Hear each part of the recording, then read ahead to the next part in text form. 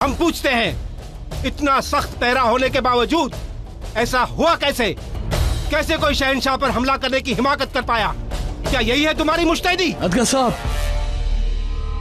हम चाहते हैं कि इस वाकये के बारे में किसी को पता ना चले। जो हुक्म शहंशाह। और तफ्तीश की जाए कि इस हमले के पीछे किसका हाथ था। जी हुजूर।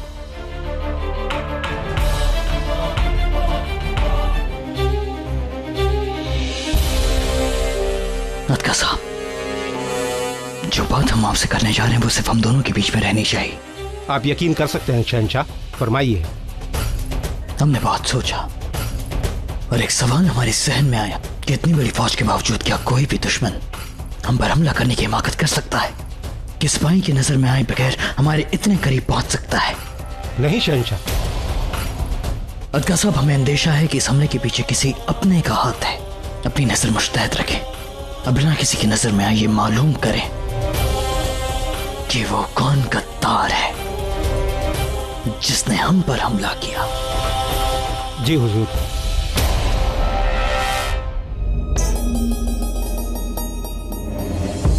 आप यहाँ जोधा बेगम, जरा गौर फरमाइए, आप गलत खेमे में आ गई हैं। हम बिल्कुल सही स्थान पर आए हैं। वो आज की रात हम यहीं आपके खेमे में ही रहेंगे।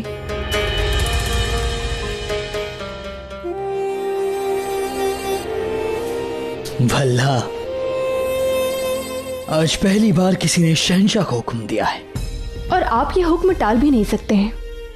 आपका मतलब? वो अम्मी जान, उन्होंने कहा हमें कि वाकई अगर ये उनका हुक्म है तो हम टाल भी नहीं सकते। नहीं तो आप बुरा मान जाएंगे, है ना जोधा बेगम?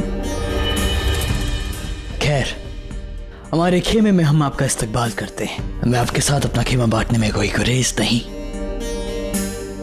हम यही सो जाते हैं। अरे नहीं जोधा बेगम, अगर हमारी अम्मी जान को ये पता चला कि उनकी बहू को हमने बिस्तर पेश नहीं किया तो वो बहुत खफा हो जाएंगी। आप वहां सो जाइए, हम यहां सो जाएंगे। जी नहीं, आपके इस उपकार की आवश्यकता नहीं है हमें। वैसे भी इस उपकार के बदले न जाने क्या मांग बैठे आप हमसे। हम यही ठीक है। ठीक है, फिर सब बिच्छुओं की जान पर खुदा खैर करे। हम उनकी आज जान नहीं बचा पाएंगे क्योंकि किसी की जान बचाकर बहुत थक गए हैं हम। शब्बा खैर जोधा बेगम।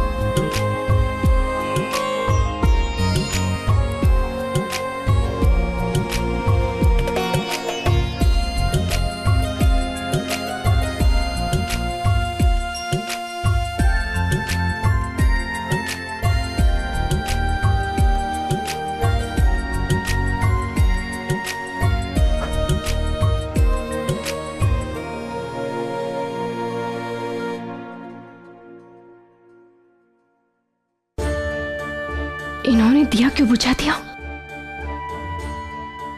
हे अम्बे माँ, अब तो इन्हें कहने का भी कोई लाभ नहीं होगा।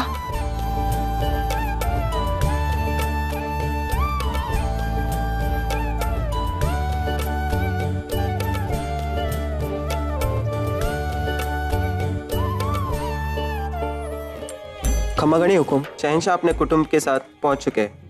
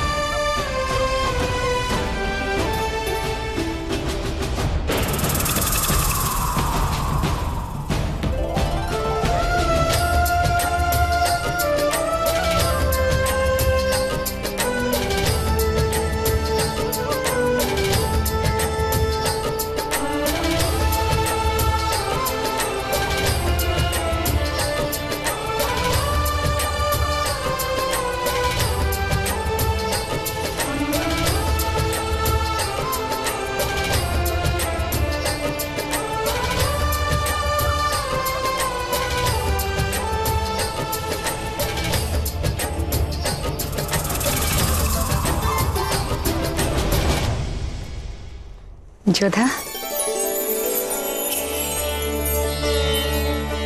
जवाई साहब लीजिए।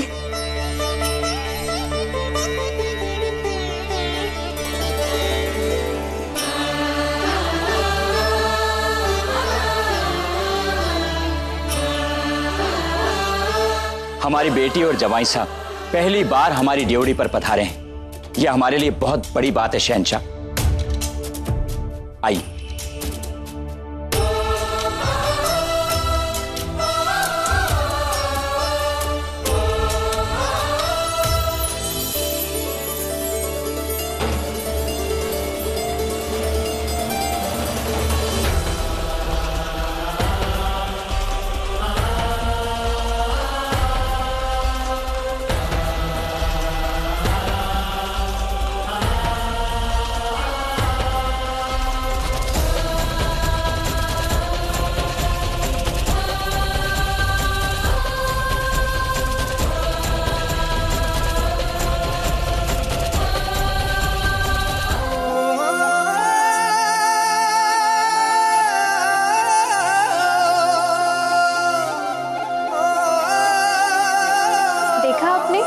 आपका कक्ष बिल्कुल वैसा है जैसा हम छोड़ के गए थे, मानो कि हम यहाँ से कहीं गए ही नहीं, है ना?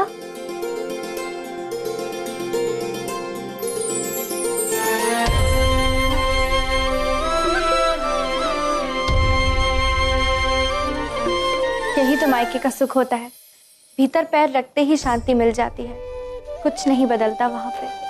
तुम भी तो बहुत दिनों बाद आमेर आई हो। जाओ अपने घर वालों से मिलाओ।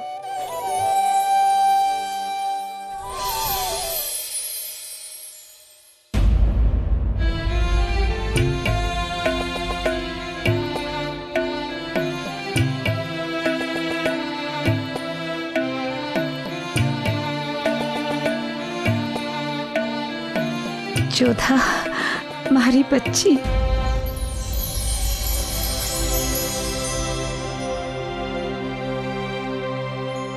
मारी लाडो क्रोधित है ना हमसे, इसीलिए दृष्टि नहीं मिला रही थी।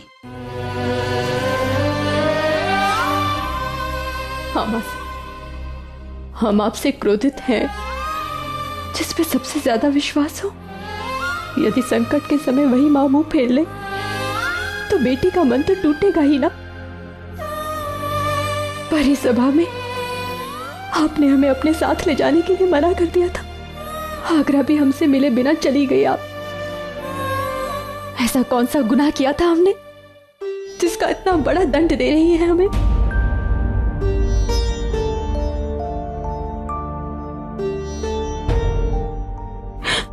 इतने समय बाद हम आमेर आए हैं, हमारे कक्ष में कुछ भी नहीं बदला, सब कुछ वैसा ही है।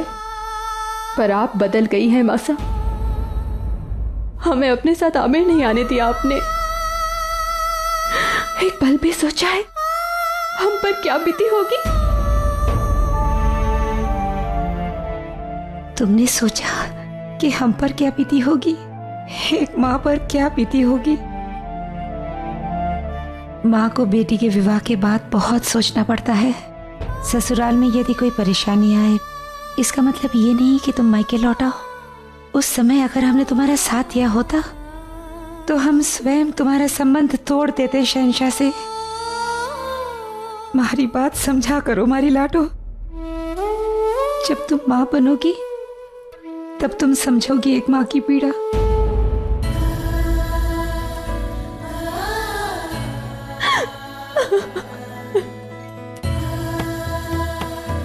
हम आपकी परछाई है मासा, और परछाई को तो अधिकार ही नहीं होता है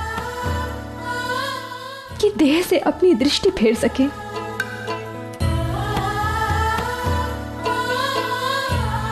अवसर मिला नहीं कि मासा ने अपनी प्यारी लाडली को गले लगा लिया। हाँ मासा, हमें भी प्रेम चाहिए। आजा। जीजी कैसे हो? अच्छी हूँ।